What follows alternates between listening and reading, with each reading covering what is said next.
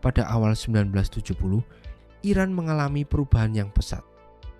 Sebelumnya, pada 1953, Amerika Serikat membantu Shah Iran, Mohammad Reza Pahlavi, dalam kudeta terhadap kelompok pro-parlemen. Sejak saat itu, Iran menjadi sekutu utama Amerika dalam strategi Perang Dingin. Berbagai bantuan teknis serta pasokan senjata dari AS terus mengalir seiring upaya Shah untuk memodernisasi masyarakat Iran dan mempererat hubungan dengan Barat. Shah Pahlavi pun mendorong negara-negara Timur Tengah lainnya untuk melakukan langkah serupa. Pada tahun 1963, Shah Pahlavi meluncurkan Revolusi Putih, sebuah program reformasi agraria yang mencakup bidang pendidikan, hak-hak perempuan, hingga urbanisasi. Program ini didanai oleh penjualan minyak yang melonjak tajam sebesar 670% setelah Iran menolak bergabung dalam embargo minyak Arab pasca Perang Arab-Israel 1973. Hingga akhir 1975, tingkat melek huruf meningkat 2 kali lipat menjadi 32%, seiring dengan terbentuknya kelas menengah baru dari kalangan pekerja profesional dan pengusaha kecil. Kaum perempuan mulai mendapatkan hak pilih dan pemerintah mulai menerapkan sistem hukum yang lebih sekuler. Namun, di balik semua kemajuan itu, Iran tetaplah bukan sebuah negara demokrasi. Shah memosisikan dirinya sebagai sosok ayah bagi bangsa. Ia memusatkan kekuasaan dengan menunjuk menteri-menteri yang setia namun cenderung ragu-ragu, serta melarang keberadaan partai politik oposisi. Pada tahun 1975, seluruh pria dewasa diwajibkan bergabung dengan Partai Rastahis milik Shah, sementara polisi rahasia Iran, Shavak, menindak tegas gerakan bawah tanah seperti Front Nasional dan Partai Komunis Tudeh. Meski Revolusi Putih menguntungkan warga kota yang sekuler, kelompok masyarakat lain justru menolaknya. Modernisasi yang terlampau cepat memicu inflasi, korupsi, ketimpangan pendapatan, serta ketegangan sosial. Akibatnya, warga desa yang berbondong-bondong pindah ke kota demi upah yang lebih baik justru seringkali gagal merasakan manfaat dari kebijakan Shah.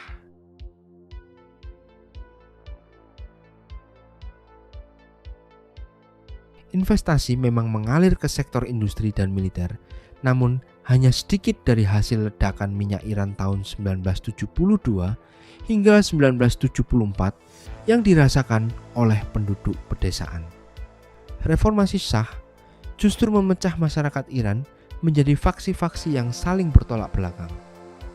Ketika pengangguran dan korupsi meningkat menyusul jatuhnya harga minyak pada 1975, penolakan terhadap kekuasaan pusat pun mulai bermunculan. Kelompok intelektual sayap kiri yang menentang absolutisme kerajaan dan intervensi Amerika Serikat memilih bergabung dengan Front Nasional atau Tudeh. Sementara itu, faksi sayap kiri yang lebih radikal membentuk organisasi militan seperti Fedayen-e-Khalq beraliran Marxis-Leninis dan Mujahedin-e-Khalq beraliran Islamis Marxis. Kedua organisasi ini mulai melancarkan serangan skala kecil hingga aksi pembunuhan politik.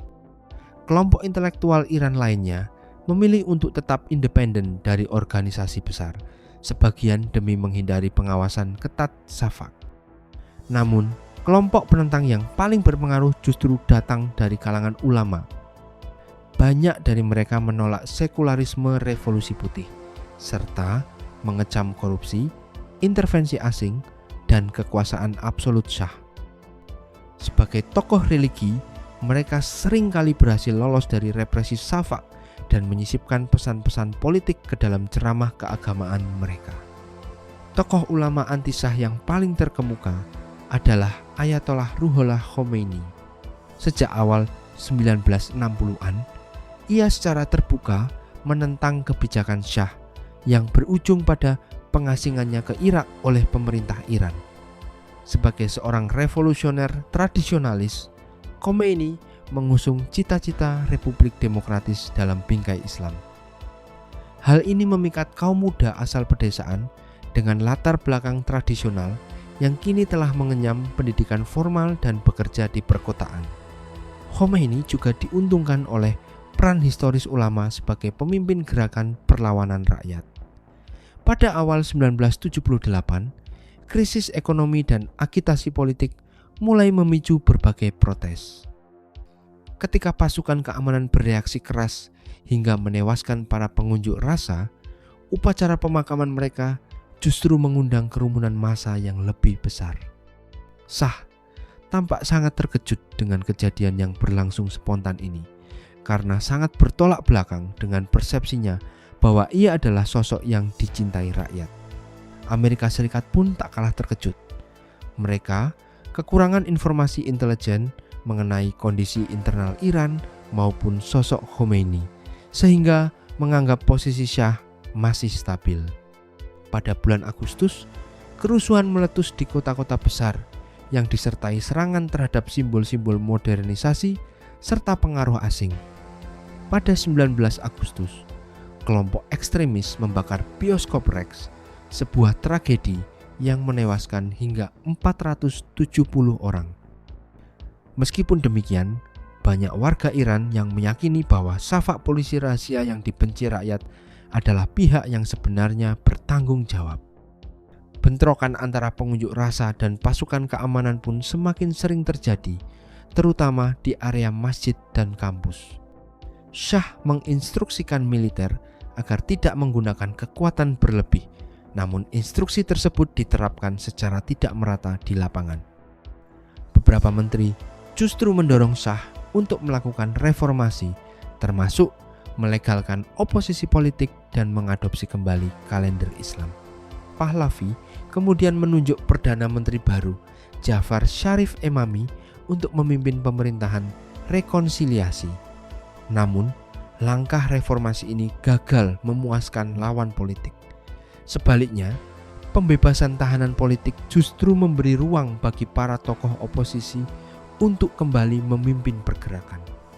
Pada 7 September, Shah menetapkan status darurat militer yang melarang kerumunan massa dan memberlakukan jam malam. Keesokan harinya, para pengunjuk rasa yang banyak di antaranya belum mendengar pengumuman tersebut berkumpul di lapangan Jaleh. Di sanalah pasukan pemerintah melepaskan tembakan ke arah massa. Insiden ini menewaskan 68 orang dan melukai 205 lainnya. Meski sumber oposisi mengklaim korban mencapai 5.000 jiwa. Peristiwa yang dikenal sebagai Jumat Hitam ini memicu kekacauan di internal pemerintahan karena para menteri maupun komandan lokal ragu-ragu dalam menerapkan aturan darurat militer.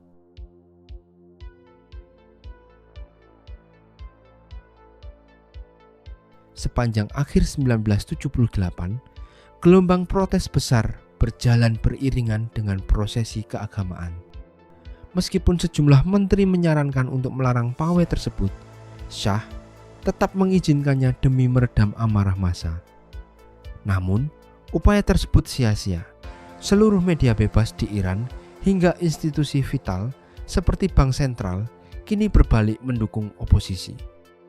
Shah mencoba memosisikan dirinya sebagai pemimpin reformasi yang melawan pejabat korup. Namun di saat yang sama, ia justru mengumumkan kabinet militer baru pada awal November. Henry Preh, Direktur Urusan Iran di Departemen Luar Negeri AS, mencatat ketidakkonsistenan ini. Shah menjalankan kebijakan yang mendua. Di satu sisi, rezimnya telah menumpas banyak orang, namun di sisi lain, ia mencoba menarik simpati rakyat dengan menunjuk Perdana Menteri baru. Situasi saat itu sangat membingungkan bagi pihak luar. Apakah ia sosok yang lemah atau kuat? Faktanya, ia berada di antara keduanya, terjepit dalam pencarian solusi. Reaksi AS pun terkesan ambivalen. Bahkan sebelum revolusi pecah, Presiden Jimmy Carter telah mulai mendinginkan hubungan karena isu hak asasi manusia, meski Iran tetap menjadi sekutu krusial dalam perang dingin yang menerima pasokan senjata canggih seperti jet tempur F-14. Di saat beberapa pejabat AS mendesak Carter untuk mendukung penuh Shah, pihak Departemen Luar Negeri justru menyarankan komunikasi dengan lingkaran dalam Khomeini, terutama Dr. Ebrahim Yazdi yang berkewarganegaraan AS. Respons AS yang tidak konsisten ini membuat Shah curiga bahwa Washington sedang bersekongkol dengan Khomeini, padahal anggapan itu tidak benar.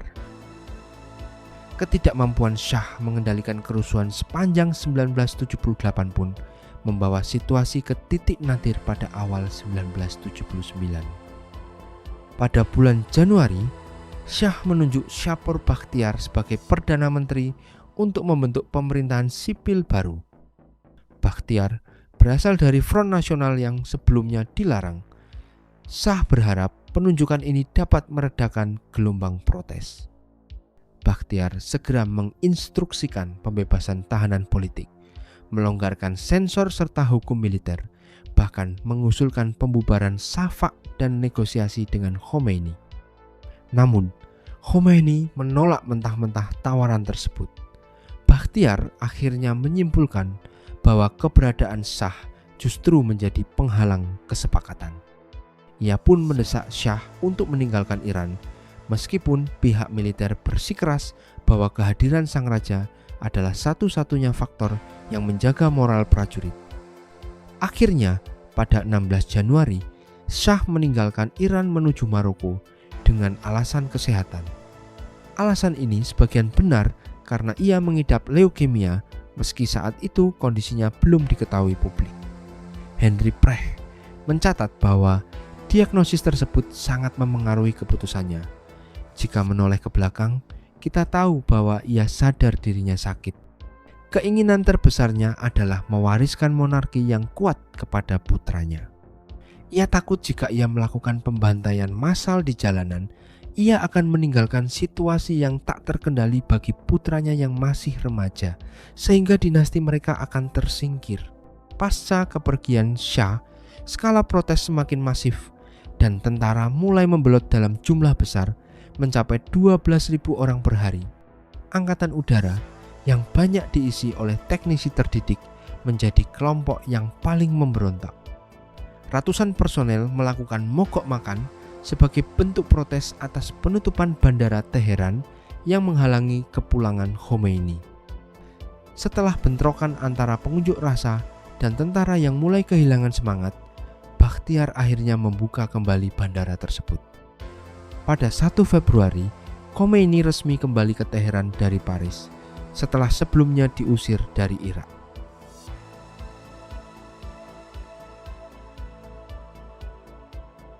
Sekitar 1 juta warga Iran turun ke jalan untuk menyambut kepulangan Khomeini. Ia dengan cepat membentuk pemerintahan revolusi sementara dan mengambil alih berbagai kementerian vital, termasuk Kementerian Luar Negeri, Keuangan, dan Kehakiman.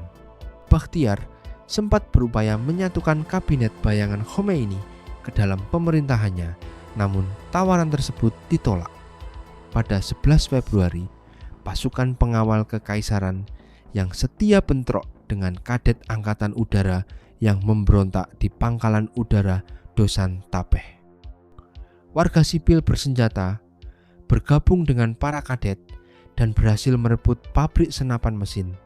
Penolakan angkatan udara untuk membom fasilitas tersebut akhirnya memicu krisis loyalitas di kalangan komandan militer. Dukungan terhadap Khomeini semakin meluas hingga pada 11 Februari militer secara resmi menyatakan netralitasnya. Ini menjadi titik akhir bagi rezim Shah, karena pasukan yang paling setia sekalipun mulai membelot. Salah satu pernyataan dari pihak militer menyebutkan, "Dulu kami adalah pengawal kekaisaran, kini kami menerima nama apapun yang diberikan rakyat. Kami telah memerintahkan penyerahan seluruh unit di bawah komando kami." Bakhtiar akhirnya mengundurkan diri dan melarikan diri, sementara Khomeini mengambil alih kekuasaan, mencabut hukum darurat militer, dan menjadi pemimpin de facto Iran. Meski pemerintahan Shah telah tumbang, Iran jatuh ke dalam kekacauan revolusioner. Situasi diperparah dengan beredarnya sekitar 300.000 pucuk senjata setelah struktur militer runtuh. berbagai kelompok pemuda secara sukarela membentuk komite revolusi untuk menjalankan fungsi kepolisian, termasuk menangkap mereka yang dianggap kontra revolusi. Salah satu kelompok bersenjata, Hezbollah, menyatakan setia kepada Khomeini meski sang Ayatollah sendiri hanya memiliki kendali terbatas atas mereka. Pemerintah sementara pun tidak berdaya mencegah pengadilan revolusi yang segera mengadili dan mengeksekusi 68 orang, termasuk para petinggi militer rezim lama. Untuk menjaga momentum tersebut, Khomeini menunjuk tokoh nasionalis moderat, Mehdi Bazargan, sebagai Perdana Menteri Republik yang baru. Pada bulan Maret, Khomeini menyelenggarakan referendum dengan pertanyaan tunggal, apakah Iran harus menjadi sebuah republik Islam? Hasilnya menunjukkan 98,2% pemilih menjawab ya.